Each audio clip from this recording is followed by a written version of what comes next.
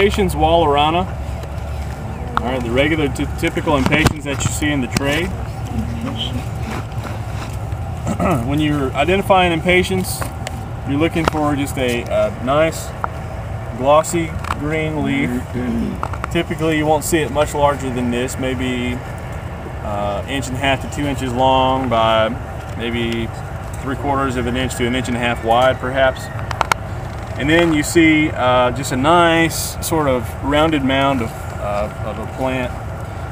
Can get up, if it begins to sort of grow on itself, it can get up to maybe 2 foot tall, but that's just because it's not necessarily sending up a bunch of shoots and stuff, but it's growing up on itself like that. Okay.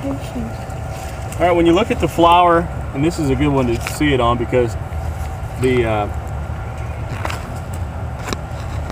there's a 5-petaled flower here, and then where the opening of the flower is, where you can actually, the insects and whatnot can get in there and do some pollination. There's a little bit of a bulb right on the tip, and if you look at it in that way, it stands up sort of in a third dimension there. And then there's a little bit of a crease where the reproductive parts are, and where insects and things, the pollen can get in there and do its work. Okay. Also, on the back of an impatient, you have that one spur, similar to the Aquilegia and the spurs that we saw on the one spur we saw on larkspur and things like that. Okay. All right. So, and then you'll realize that on a lot of these lighter color flowers, there is a darker coloring, or a little bit of a coloring to the throat of the particular flower.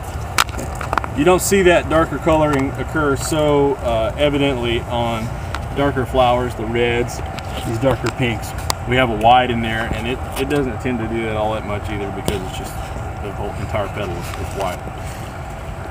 The other thing is if you look at this in the sun, it's got a real shimmer to it because, well, I don't exactly know a good reason why, botanically or scientifically, but both the leaf and the flower, if you look at it like underneath a lot of light or under a microscope, you can it's almost like you can see each distinct little cell.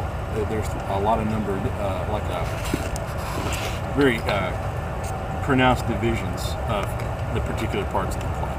Okay. All right. Are there questions on impatiens?